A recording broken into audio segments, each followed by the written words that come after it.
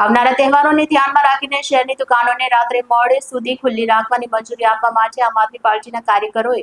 સુરતના police commissioner Shri Anupamsinh ગેહલોતને આવેદનપત્ર આપી રજૂઆત કરી હતી। આપ પાર્ટીના પ્રતિનિધિઓએ જણાવ્યું કે તહેવારો દરમિયાન શહેરમાં લોકોની ભીડ વધી જાય છે અને ખરીદી વેચાણમાં ઘણી તેજી આવે છે। આ સ્થિતિમાં જો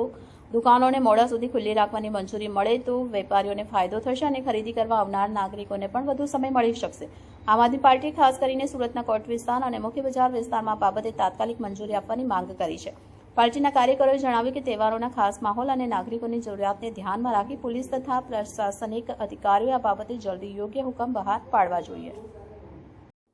આમ આદમી પાર્ટી દ્વારા આજે સુરત શહેર પોલીસ કમિશનર સાહેબને એક આવેદન પાઠવવામાં આવ્યું છે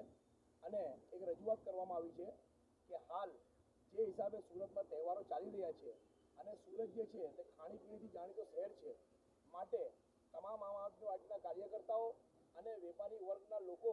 મળીને કમિશનર સાહેબના ધ્યાન ઉપર આ વાત દોરવા આવ્યા હતા કે સાહેબ, જો અમને 2 થી 3 કલાક રાત્રે મોડી રાત્રે સુધી ધંધો કરવાની છૂટછાટ મળે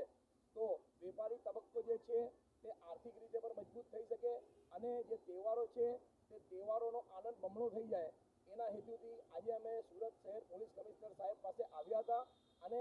અમે અહીં પોલીસ કમિશનર કચેરીની અંદર સાહેબના ધ્યાને આ વાત દોરી છે અને અમે અપેક્ષા મૂકીએ છીએ કે આવનારા દિવસોમાં મોડી રાત્રે સુધી લોકોને વેપાર કરવાની છૂટ મળશે,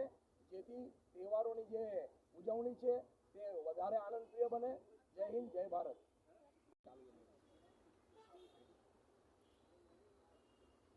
આજરોજ આમ આદમી પાર્ટી દ્વારા અને સામાન્ય અગ્નિ દ્વારા એક સામાન્ય બાબતને લઈને અમારે અહીં આવવું પડ્યું હતું કે કારણ કે કોટ વિસ્તાર છે જે સુરતની જાન છે અને 85% દુકાનો ત્યાં ચાલે છે, નાના વેપારીઓ ત્યાં વેપાર કરે છે, બરાબર, અને નાના ખરીદદાર ત્યાં જાય છે, મોલોમાં નથી જતા, ત્યાં જતા છે, એટલે એમના માટે એક સુવિધા ઊભી થાય અને ટાઈમ ટેબલમાં ચેન્જ થાય તો એ લોકો ઓછી કામ ધંધેથી આવીને લેટ નાઇટ લગી શોપિંગ કરી શકે, ખાણીપીણી કરી શકે અને વેપારી વર્ગ આ સિઝનના ધંધામાં 2 પૈસા વધારે કમાઈ શકે। એ માટે અમે બધા ભેગા થયા છે અને સીપી સાહેબને રજૂઆત કરી છે કે ટાઈમ ટેબલમાં થોડું ફેરફાર કરે, એ માટે અમે આજે ભેગા થયા હતા। જય હિન્દ, જય